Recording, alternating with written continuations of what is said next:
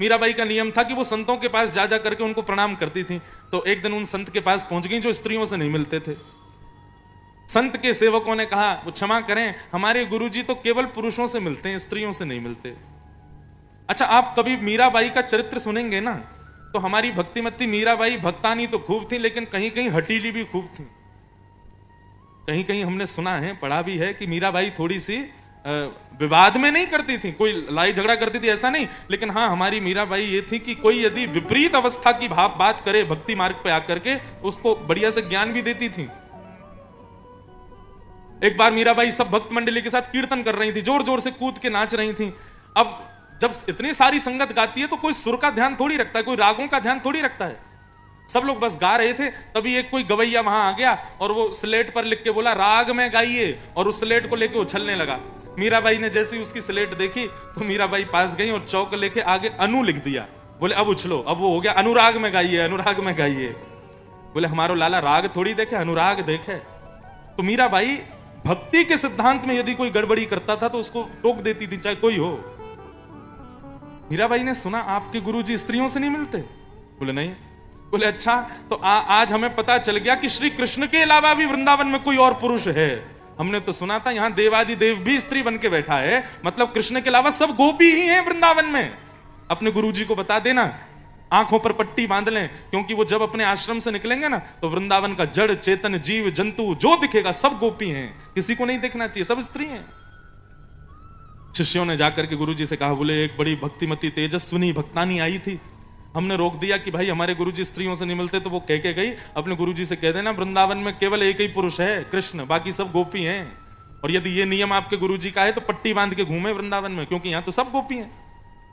जैसे ये बात सुनी उन महापुरुष का हृदय शांत हो गया और मन में विचार आया, बोले कि मैंने इतना जप किया, इतना नियम किया, इतना ज्ञान अर्जित किया, लेकिन फिर भी मेरा मन अशांत रहता था। लेकिन आज पता नहीं क्यों तुम लोगों के द्वारा उस महिला की बात सुन के मेरा मन अत्यंत शांत हो गया है।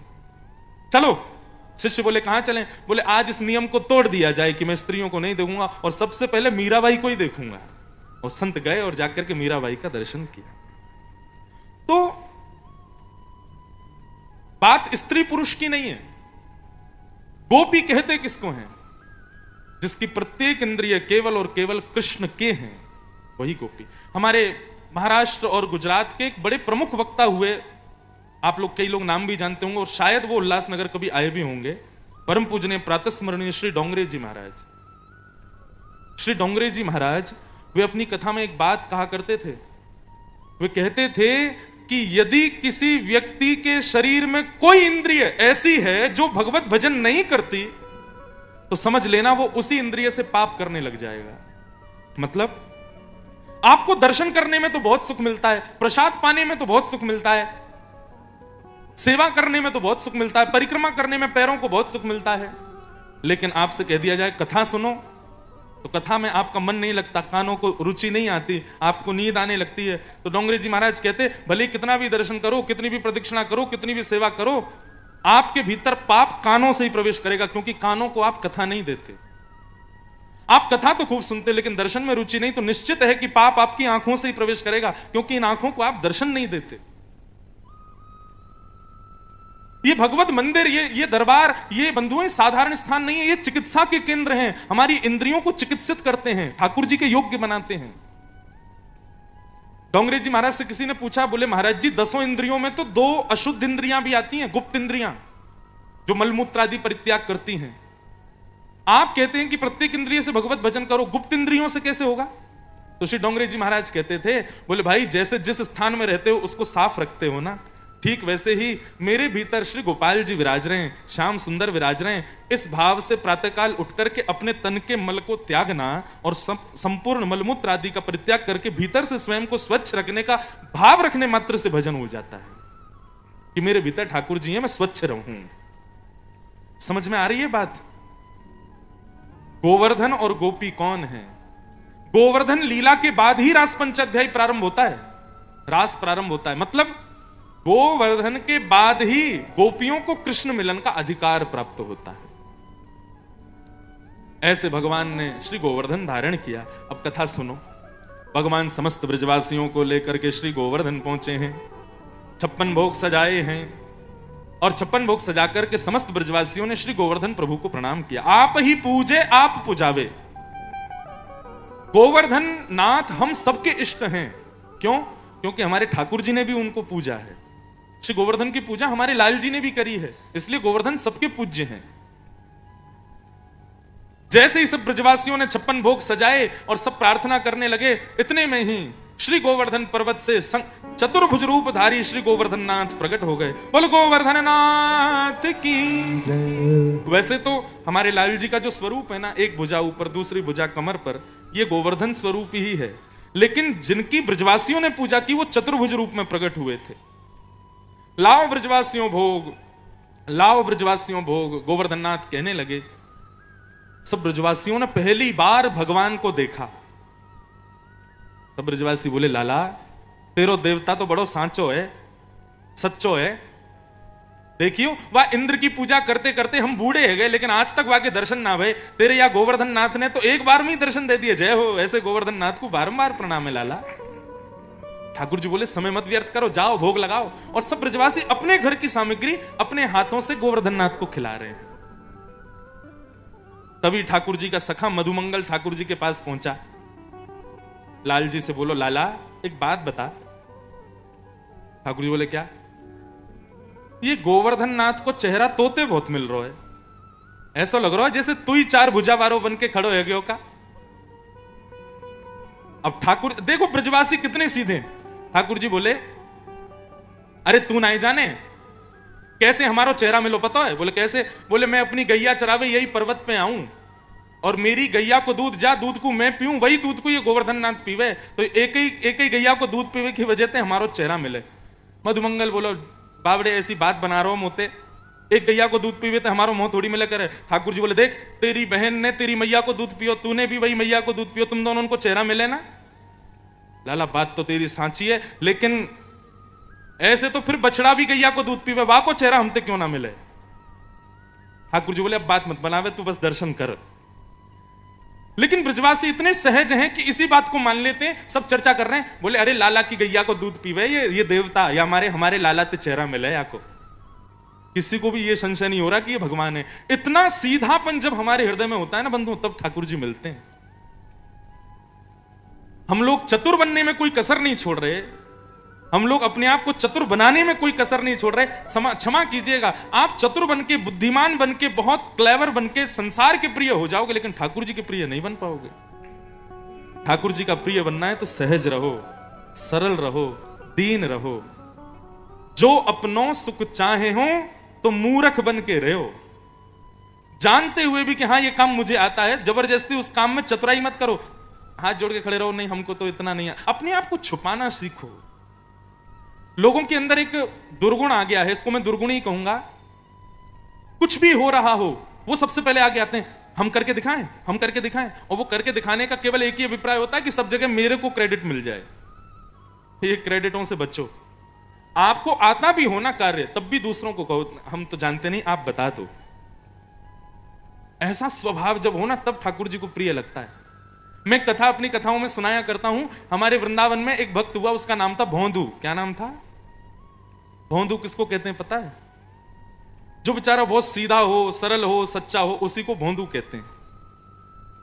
तो भोंदू जो था वो एक आश्रम में गौशाला संभालता था, गायों की सेवा करता था। और गायों की सेवा से निवृत्त होकर जिस आश्रम में वो रहता था, उनके गुरुजी शाम को प्रवचन करते थे। भोंदू सबसे पीछे बैठ करके और गुरुजी का प्रवचन सुनता था। एक दिन गुरुजी बता रहे थे कि ठाकुर जी तो गैया चराने के लिए भांडीर वन जाते हैं, और भोंदू भी गौशाला की गायों को लेकर भांडीर वन ही जाता था। तो भोंदू के कान खड़े हो गए, बोले ये गुरुजी क्या कह रहे हैं? ठाकुर जी गैयाओं को चराने भांडीर वन, यमुना जी के, वृंदावन के यमुना जी के उस पार है भांडीर वन। उसके मन में भाव आया कि गुरुजी कह रहे हैं कि भांडीर वन में ठाकुर जी गैया चराते हैं, उसी भांडीर वन में मैं भी जाता हूं, मुझे तो कभी दिखे नहीं। अरे भोंदू तू ही पागल है, ठाकुर जी तो आज भी आते होंगे, तेरी दृष्टि नहीं है, तू देख ही नहीं पाया। कोई बात नहीं, गुरुजी बता रहे हैं तो सच में ठाकुर जी आते ही होंगे, कल देखूंगा, ठाकुर जी को ढूंढूंगा कहां आते हैं। अब वो बेचारा इतना सीधा, उसके मन में एक बार भी ये भाव नहीं आया कि गुरुजी कथा 5000 वर्ष पुरानी सुना रहे हैं। उसको लगा आज भी ठाकुर जी आते ही होंगे। और भोंदू आज फिर पहुंच गया गैयाओं को लेके, और मन में विचार करने लगा, ठाकुर जी यहीं कहीं चरा रहे होंगे, ठाकुर जी की गैया यहीं घूम रही होगी। नीचे ब्रजरज में गौर से देखने लगा, कहीं ठाकुर जी के चरण चिन्ह दिख जाएं तो मैं लाल जी से आज मिल लूंगा। बंधु, इतनी सरलता, इतनी सहजता, इतना सीधा वो भोंदू कि उसका भाव ठाकुर जी को भा गया। और वो भोंदू एक वृक्ष के नीचे बैठा था, मन में विचार कर रहा था, बार बार देख रहा था कि ठाकुर जी यहीं कहीं वन में घूम रहे होंगे। इतने में ही असंख्य गायों का झुंड सामने से आता हुआ दिखाई दिया, और उस झुंड के मध्य में सांवरे सलोने त्रिभंग लली पीतांबरी पहने हुए श्री राधा रमण लाल उसकी ओर आ रहे हैं। ये सत्य घटना है, ज्यादा नहीं 100 वर्ष पुरानी होगी हमारे वृंदावन की। उसके नेत्रों में आंसू आ गए, कितने प्यारे हैं ठाकुर जी। तम गोरज छुरित कुंतल बद्दवरहा। आहा, ये श्लोक भागवत का इतना सुंदर है, इसका अर्थ क्या है पता है? बहुत ध्यान से सुनना। ठाकुर जी जब गैया चराते हैं ना, सब लोग इधर देखो, बहुत ध्यान से सुनो। ठाकुर जी जब गैया चराने के लिए वन में जाते हैं तो गैया तिरछी नजर करके सूर्य को देखती है और सूर्य से कहती है, ठाकुर जी हमको छूते हैं, हमारे ऊपर गलबैयां डालते हैं, हमारा दूध पीते हैं, ये सब सुख तो मिलता है, लेकिन जैसे मां यशोदा लाल जी का श्रृंगार करती है वो सुख हमको कभी नहीं मिलता। हे सूर्य नारायण, कुछ कृपा करो ना। तो सूर्य क्या करते हैं, बादलों की ओट से बाहर आ जाते हैं और स्वयं को इतना गर्म करते हैं कि ठाकुर जी को पसीना आने लग जाता है। और जैसे ही ठाकुर जी के मुखमंडल पर प्रश्वेत के बिंदु आते हैं, पसीने के बिंदु छोटे छोटे आ जाते हैं, तो चारों तरफ चल रही गाय वो जोर जोर से ब्रजरज में कूदने लग जाती है और ब्रजरज एक बवंडर सा बनकर के खड़ा हो जाता है। बीच में ठाकुर जी हैं, चारों तरफ ब्रजरज है, और जैसे ही वो ब्रजरज शांत होती है तो गायों के खुरों से उड़ने वाली धूल ठाकुर जी के उन प्रश्वेत के बिंदुओं से जाके लग करके ठाकुर जी का श्रृंगार कर देती है। आपने अभी हमारे लाल जी का भी होता है, कभी श्रृंगार अगर आपने देखा हो तो ठाकुर जी का एक श्रृंगार होता है, एक बिंदी बिंदी बिंदी बिंदी बिंदी ऐसे घूम के फिर यहां आके ऐसे गोल लगती है। इसको बोलते हैं पत्रावली का श्रृंगार। क्या कहते हैं? ये ठाकुर जी को बहुत प्रिय है। आप सब भी अपने घर में रोज चंदन घिसो, और चंदन घिस करके छोटी सी कोई एक ऐसी सीख हो जिससे ठाकुर जी को लगे ना, और उससे ऐसे बिंदी बिंदी बिंदी लगा करके ऐसे ठाकुर जी का, ये पत्रावली का श्रृंगार, ये पत्रावली का श्रृंगार गायों ने किया ठाकुर जी का।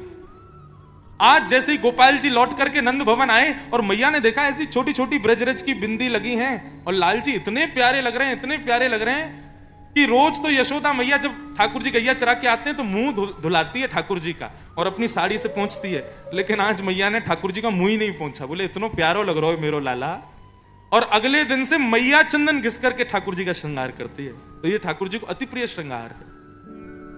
आज भोंदू बैठा था और ठाकुर जी उसी श्रृंगार में से निकल के आ रहे हैं। छोटे छोटे छोटे छोटे बिंदु लगे हैं और उन पर ब्रजरज लगी है। जैसे ही भगवान समीप पहुंचे, चरणों में प्रणाम करके बोला, आप वही हो ना जिनके बारे में हमारे गुरुजी सुनाते हैं? ठाकुर जी बोले, मुझे क्या पता तुम्हारे गुरुजी क्या सुनाते हैं। बोले, नहीं, मेरे गुरुजी सुनाते हैं नंद नंदन हैं, मोर मुकुट पहनते हैं, पीली पीतांबरी पहनते हैं, सांवरे से हैं, लेकिन सांवले होने के बाद भी इतने सुंदर हैं कि नेत्र पलक झपकना भूल जाती हैं, और जब से आप मुझे दिख रहे हो मेरी स्थिति वही हो रही है। आप नंद नंदन हो ना? ठाकुर जी बोले, हाँ हम ही हैं नंद नंदन। भोंदू अपना ही दुपट्टा उतार करके नीचे बिछा रहा है। बोले, विराजो ना, आप इतने सुंदर लग रहे हैं, मेरे सामने बैठिए ना। ठाकुर जी बैठ गए। ठाकुर जी बोले, अच्छा तेरो नाम कहा है? अब ये मत पूछो मेरो नाम कहा है। बोले, बता ना तेरो नाम कहा है। बोला, वैसे तो नाम मेरा कुछ और है, लेकिन प्यार से सब लोग भोंदू बुलाते हैं। अब जैसे ही ठाकुर जी ने सुनी भोंदू, ठाकुर जी तो जोर जोर से हंसे। बोले, तेरो नाम भोंदू? बोला, हाँ मेरा नाम भोंदू। इतना प्रिय लगा ठाकुर जी को। ठाकुर जी उसके गले में गलवैयां डाल के बैठ गए। बोले, मुझसे मित्रता करेगो? भोंदू का रोम रोम कांप रहा है। बोले, मैं आपके मित्र बनने योग्य हूं? बोले, तू ही मेरो मित्र बनने योग्य है। चल, आज से मैं तेरो मित्र, तू मेरो मित्र। चल, अब ऐसे काम ना चलेगा, जल्दी का तू खवा, मुंह को भूख लगी है बहुत जोर की। भोंदू एक पोटली में 2-4 रोटी, गुड़ और मक्खन लेके गया था। अब जितना भोंदू खाता उतना लेके गया, ठाकुर जी के सामने खोल दिया। बोले, रूखी रोटी है ठाकुर जी, इसमें मक्खन लगा दूंगा, आप गुड़ के संग खा लो। बोले, मुंह को बढ़िया लगेगी, ला दे। और ठाकुर जी पाने लगे। अब जितनी रोटी थी सब खा गए। ठाकुर जी बोले अरे भोंदू मुझे तो और भूख लग रही है, और लेके आ। भोंदू बोलो मैं तो इतनी लेके आयो, कल से ज्यादा ले आऊंगो। अच्छा ठीक है चल जा, कल मिलेंगे दोबारा, और ज्यादा भोजन लेके आइयो और अचार भी धर लियो। भोंदू बोले सब ले आऊंगो, आप कल फिर मिलोगे? ठाकुर जी बोले हाँ मिलूंगा। भोंदू लौट करके आया, उसने अपने आश्रम में किसी को नहीं बताया, उसको लगा सबको ठाकुर जी मिलते हैं, मैं ही अभागा था जो इतने साल बाद मुझको मिले हैं। उसको लगता था कि सबको ठाकुर जी मिले हैं पहले, लेकिन वो क्या जाने कि वो कितना सौभाग्यशाली है। दूसरे दिन गौचारण करने के लिए जा रहा था, खूब सारी रोटी, खूब सारा गुड़, मक्खन और सारे सामग्री भरने लगा। रसोईया ने जाके गुरुजी से बता दिया, बोले आज तो भोंदू इतना भोजन लेके गया है महाराज, पता नहीं क्यों। गुरुजी ने रोका, ए भोंदू इधर आ, मुझको रसोईया बता रहा तू बहुत सारा भोजन लेके जा रहा है। गुरुजी मैं आपको बता नहीं पाया, वो नंद नंदन आते हैं। अब इतने सहज में बोल गया वो कि जैसे कितनी आसान बात है ये। बोले नंद नंदन आते हैं, कल 4 रोटी खा के भी भूखे ही रहे बेचारे। तो मैंने मन में विचार किया आज भी आएंगे, भूखे नहीं रह जाएं, या हमारे गुरुजी आज ज्यादा रोटी ले जा रहा हूं। अच्छा एक और बात, गुरुजी वो मेरी रोटी चट्ट कर जाएं, मैं भूखा रह जाऊं, या हमारे मैं अपनी भी लेके जा रहा हूं, वो भी खा लेंगे मैं भी खा लूंगा। गुरुजी बोले रुक रुक रुक रुक, कौन आता है? बोले नंद नंदन। कौन नंद नंदन? अरे गुरुजी वही नंद नंदन जिनकी आप कथा सुनाते हो, वो मोर मुकुट पहनते हैं, गले में वैजंती माला पहनते हैं। गुरुजी मैं कहा बताऊं, वो जब बगल में बैठते हैं ना, उनमें से इतनी सुगंधी आती है, मन करता है वो जाए नहीं। वो जब मुस्कुराते हैं ना, तो मन ऐसा करे कि बस अभी हम बेहोश है वे वारे हैं। गुरुजी वो जब कटाक्ष नेत्रों से देखते हैं तो ऐसा लगता है बस ये सबसे सुंदर दृश्य है। कल मेरे पास 2-3 घंटे बैठे, लेकिन वो 2-3 घंटे भी ऐसा लगा मानो क्षण भर में व्यतीत हो गए हो। गुरुजी आप जितना सुंदर उनका वर्णन करते हो ना, उससे तो लाखों करोड़ों गुना ज्यादा सुंदर है वो नंद नंदन।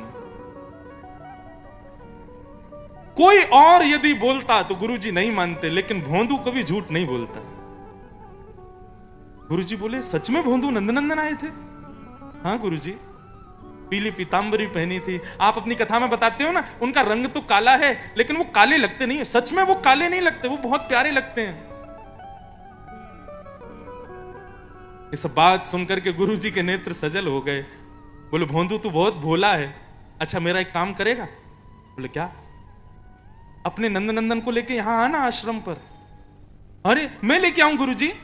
बोले हाँ तू लेके आ। गुरुजी आपके आश्रम में इतने सारे बालक हैं, आप किसी से नहीं बोल रहे, मुझसे ही बोल रहे हो। इतने सारे बालक सब मिलते होंगे नंद नंदन से तो, लेकिन आपने मुझको चुना कि मैं लेके आऊं उनको। बोले हाँ भोंदू तू ही श्रेष्ठ है, तू ही लेके आ। भोंदू को इस बात से ज्यादा, इस बात की प्रसन्नता कम थी कि मैं नंद नंदन से मिलता हूं, इस बात की प्रसन्नता ज्यादा थी कि गुरुजी ने आज्ञा की कि नंद नंदन को लेके आओ। भोंदू तो आज नाचता कूदता हुआ जा रहा था भांडीर वन गायों को लेके। जैसे ही भांडीर वन पहुंचा, श्याम सुंदर पधारे, दंडवत प्रणाम किया। जैसे ही विराजे, ठाकुर जी बोले भोंदू जल्दी खोल, भूख लगी है मोकू। अरे कल तेरे हाथ की रोटी मक्खन और गुड़ खा के मैं तो आनंद है गयो, जल्दी खिला।